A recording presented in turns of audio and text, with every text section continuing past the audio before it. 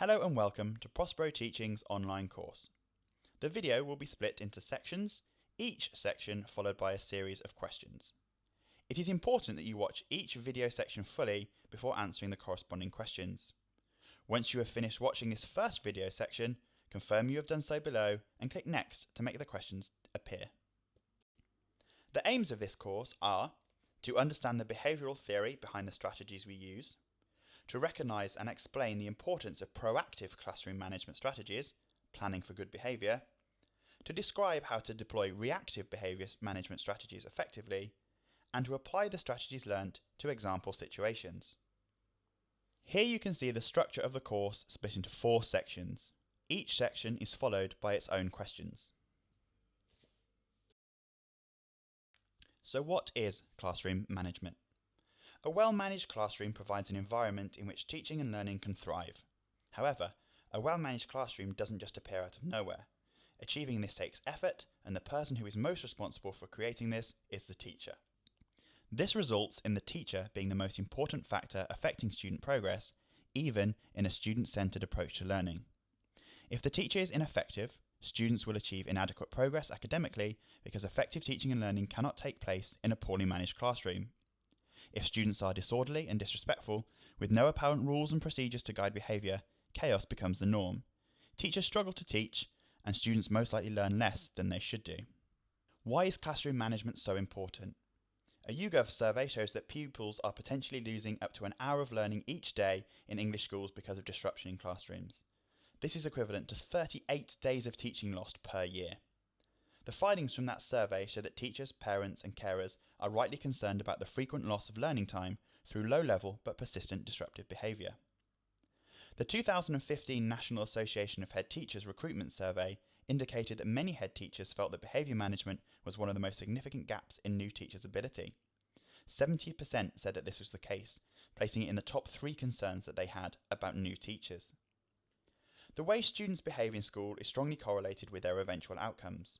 When behaviour in general improves throughout a school, the impacts are time is reclaimed for better and more learning, therefore students achieve more academically and socially, and staff satisfaction improves, so retention is higher and recruitment less problematic. Before we examine a range of practical strategies for managing behaviour in the classroom, it is important to look at the theory behind such techniques to appreciate that they are not randomly selected but have a basis in actual educational research. B.F. Skinner believed that a student's behaviour could be reshaped through the use of reinforcements. Operant conditioning theory promotes the idea of rewarding students in exchange for expected behavioural outcomes. However, Skinner did not approve of the use of punishments in school or as a behavioural modification technique in general. He suggested that punishments were ineffective, and he advocated for the frequent use of positive reinforcements, such as rewards, to modify and influence student behaviour. There are many obvious ways that Skinner's work has been directly incorporated into modern school systems. Though rewards were utilised for good behaviour long before Skinner, many behaviour management systems utilised in today's classrooms are influenced by his theories. Teachers utilise immediate verbal or non-verbal praise, feedback or rewards when seeking to change problematic student behaviour. A ratio of 5 compliments for every 1 criticism has been suggested as the most effective method in altering behaviour in a desired manner. Lee and Marlene Kanter's theory on assertive discipline states that rules and behaviour expectations must be clearly stated and then enforced.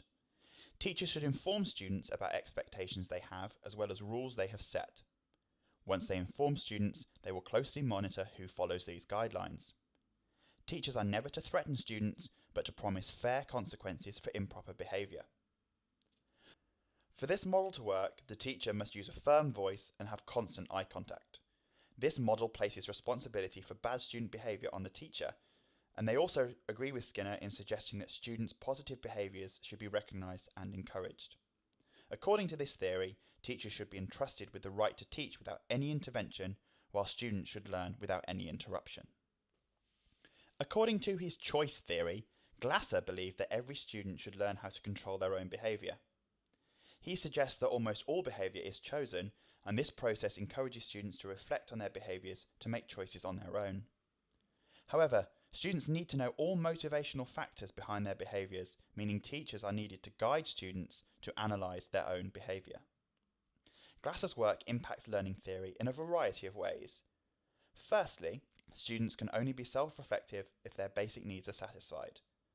The classroom should therefore be a kind environment, a needs-satisfying place for students. Students should be able to connect, feel a sense of competence and power, have some freedom, and enjoy themselves in a safe, secure environment. This allows learning to increase while diminishing disruption. Secondly, the role of teachers as managers requires them to guide students in understanding that working hard and being obedient is worth it and will have a positive influence on their lives. Finally, teachers should focus on quality, expecting mastery of concepts, which teachers can achieve through developing positive relationships with students and creating active, relevant learning experiences that enable students to demonstrate mastery and success. In this more recent theory, Cohn suggests student-directed learning and criticises the use of competition or external factors as motivation. When it comes to classroom management, he believes that most teachers rely too heavily on external motivation rather than more intrinsic factors, and argues that systems based on external motivation always become inefficient over time. That the positive enforcement only encourages students to seek out more positive enforcement rather than truly learn. This theory emphasises curiosity and cooperation in the classroom above all else, and that the student's curiosity should determine what is taught. When curiosity is nurtured, rewards and punishments aren't necessary. In general, this theory promotes classrooms where the student is at the centre of everything, that the student should be given control as well as responsibility for their learning, while teachers will only act as facilitators. Ideally, such a classroom would feature multiple activity centres with various classroom structures for group work, multiple activities occurring at the same time, students exchanging ideas, students excited about their learning and actively asking questions, a respectful teacher circulating amongst students, and displays of student projects. Whilst many of these aspects are looked for in most lessons, in terms of modern school systems, these approaches are more consistent with those used in primary classrooms. From examining behavioural theory, it is clear that a limited or more traditional interpretation of effective classroom management, focused largely on compliance, that is, rules and strategies that teachers use to make sure students are sitting in their seats, following instructions, listening, etc., is no longer considered the best practice. A more encompassing and contemporary view of classroom management extends to everything that teachers may do to facilitate or improve student learning, which would include such factors as behaviour, a positive attitude, happy facial expressions, encouraging statements, the respectful and fair treatment of students, etc. Environment, and a welcoming, well-lit classroom filled with intellectually stimulating learning materials that are organised to support specific learning activities.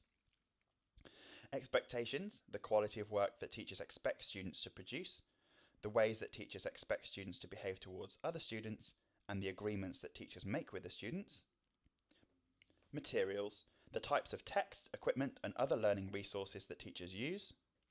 And activities, the kinds of learning experiences that teachers design to engage students' intellect, passions, and intellectual curiosity.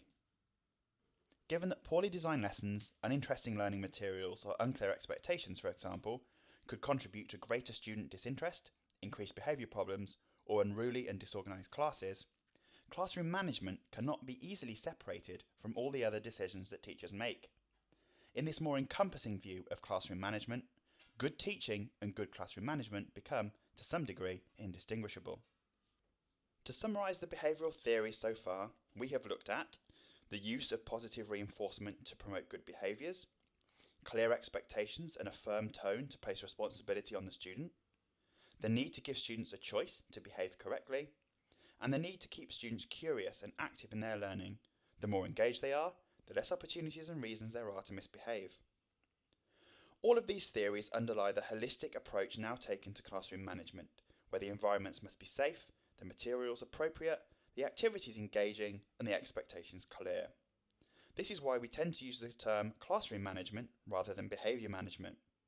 If time is spent establishing clear rules, routines, and expectations, and ensuring engaging activities occur in the classroom, less misbehaviour will have to be managed. You have now completed this section of the course. Please confirm below that you have watched the video clip in full and click the Next button. The questions for this video section will then appear. Once you have finished the questions, the next video will show.